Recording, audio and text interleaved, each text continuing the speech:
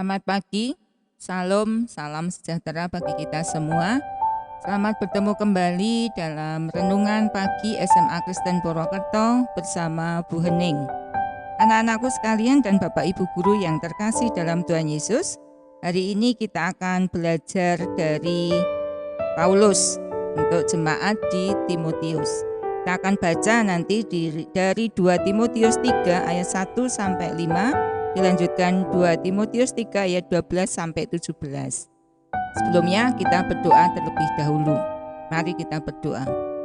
Allah Bapa yang penuh kasih, kami mengucap syukur Tuhan atas berkat-Mu. Hari ini Tuhan memberikan waktu bagi kami untuk mendengarkan kembali firman-Mu di dalam renungan pagi di SMA Kristen Purwokerto. Kami yakin dan percaya Tuhan itu semua karena kasih-Mu pada kami, sehingga Tuhan memberikan kesempatan untuk kembali kami membuka firman-Mu Tuhan. Buka hati pikiran kami agar kami dapat memahami apa yang akan kami dengarkan ini. Ampuni dosa pelanggaran kami Tuhan, dalam nama-Mu yang kudus kami berdoa dan mengucap syukur. Anak-anak, hari ini kita akan membaca dari 2 Timotius 3 ayat 1 sampai 5. Dilanjutkan ayat 12 sampai 17. Nanti kalian bisa membaca di rumah.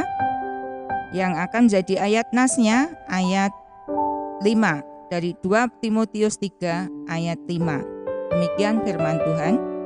Secara lahiriah mereka menjalankan ibadah mereka, tetapi pada hakikatnya mereka memungkiri kekuatannya.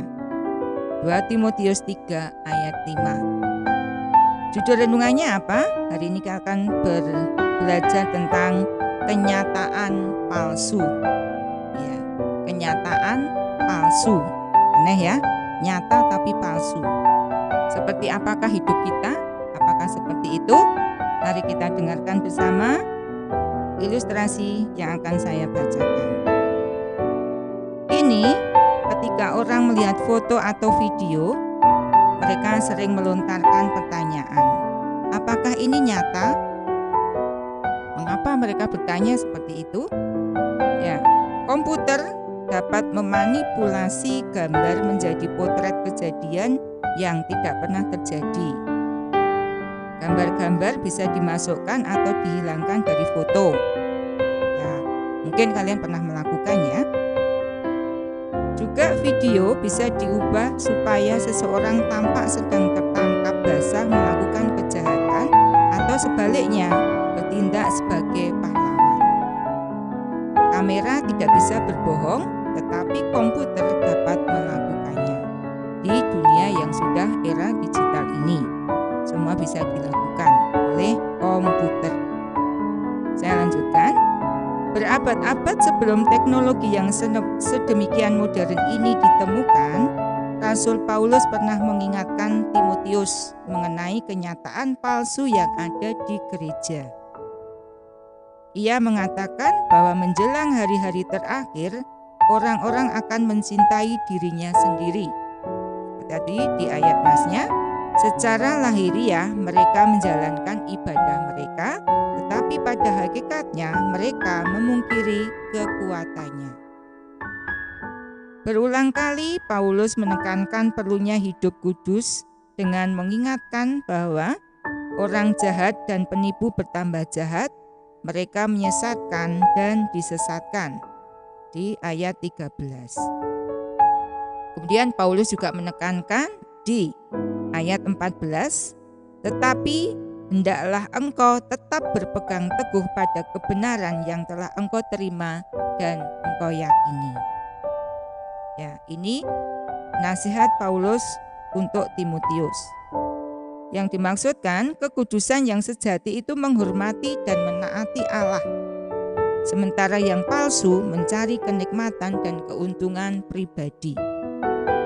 Yang satu menyukakan hati Allah, yang lain memuaskan hawa nafsu. Kedua hal ini dapat dikenali melalui tindakannya. Ini yang penting kita renungkan hari ini, kenyataan hidup kita bagaimana. Ketika orang mendengar pengakuan kita sebagai orang Kristiani, mereka barangkali juga akan bertanya-tanya, apakah iman kita itu nyata? Nah, pertanyaan itu akan terjawab jika kenyataan Kristus tercermin dalam hidup kita, dalam tindakan kita, dalam perbuatan kita sehari-hari. Dan apabila kita memang dicap sebagai orang Kristen, janganlah menyatakan kenyataan yang palsu. Seperti nasihat kepada Timotius dari Rasul Paulus tadi. Tetapi hendaklah engkau tetap berpegang teguh pada kebenaran yang telah engkau terima dan engkau yakini. Demikian renungan hari ini, kiranya memberkati kita dan bisa mengoreksi kita sendiri bagaimana kehidupan kita sebagai orang Kristiani harus bisa mencerminkan kenyataan yang tidak palsu, seperti yang sudah Tuhan ajarkan dalam firman-Nya hari ini. Semoga memberkati kita semua.